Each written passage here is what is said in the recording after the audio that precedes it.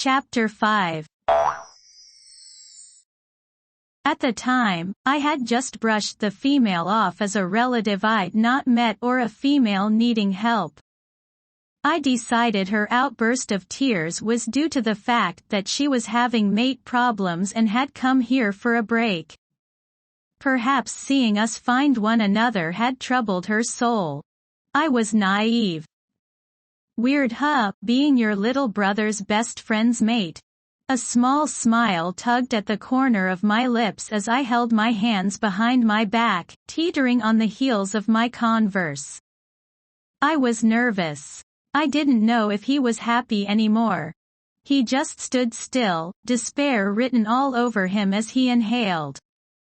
Frowning, I reached my hand out, brushing against his, testing the waters. As our hands touched, an intense sensation rippled over my skin. I gasped at the exhilarating feeling. My knees crumpled, unable to withstand his touch and the effect it had on me, but he caught me with his strong, rough hands, steadying me as he gazed down at me with sad eyes, though his lust for me permeated the air.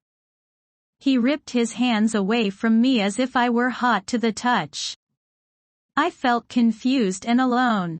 Why wasn't he reacting like he was earlier? He dropped his head, shaking it slowly as he spoke. "I'm so sorry, Nova. I didn't know," he whispered, backing away from me, eyes peering up to watch me beneath long ebony lashes. His dark brown hair had fallen over those brilliantly bright eyes, a major contrast against his olive skin and dark looks.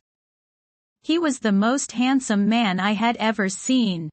My smile fell, watching him retreat, and I suddenly became self-conscious, the wolf inside me whimpering in defeat as my lip trembled. I felt like I was going to cry. "Do you not want to be my mate?"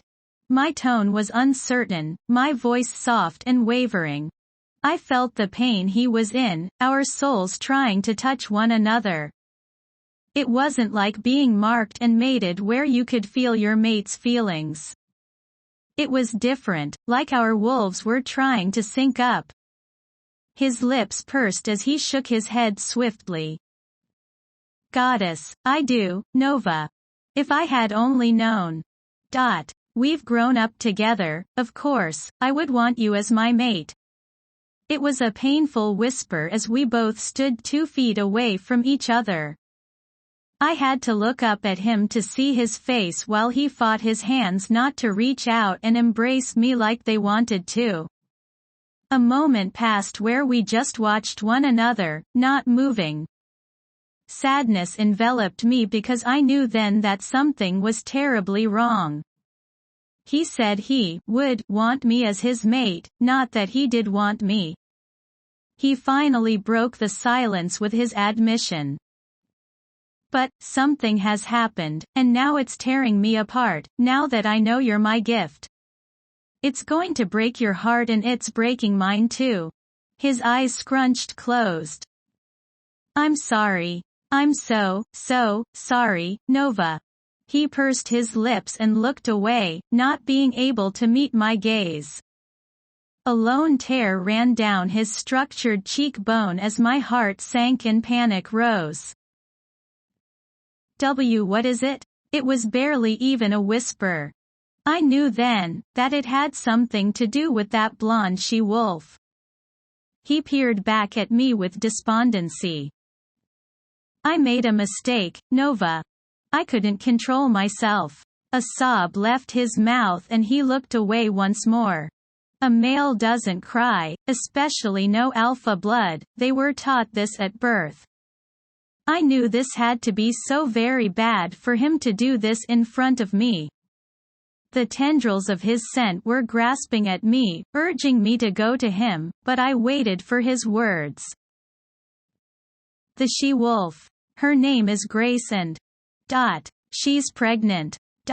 With my pup. He never met my eyes, he couldn't." I gasped audibly as pain constricted my heart, grasping its ugly hand around it and squeezing with all its might. Not being able to breathe or stand any longer, I had fallen to my knees as I clutched onto my shirt where my heart lay beating beneath. My lip trembled as I kept chanting, "No, no, no." The tears were unstoppable as I broke. He stood, watching with a torn expression as I collapsed on the ground, rocking back and forth on my knees as I cried to the moon with my forehead touching the ground. I felt him sink to his knees quickly, reaching out for me. He felt the desolation, eyes pouring their saline solution as his arms grabbed me, holding me tight against his chest. Having him touch me didn't help, it was like waving something in my face that I'd never have. The electric energy between us was so real and my wolf wanted out. She wanted to go ahead and mark him, take him as ours. I didn't know, Nova. He whimpered, sniveling just as much as me. We were both full-blown crying. I didn't know you'd be the one, or that I'd find my mate so soon. She was in her heat. I was weak. My wolf took over. I'm sorry. I'm so sorry. His voice croaked with emotions as he continued to cry with me, wrapping his arms around my body tighter as we rocked together, his tears falling on my shirt. I fought my wolf hard as she threatened to surge forth, crying out my pain for him to witness. I believed him. He didn't want to be in this situation. He would have wanted me, he did want me. The tingles from his touch were like nothing I have ever felt, but the pain in my heart won the battle for my attention. What are you going to do?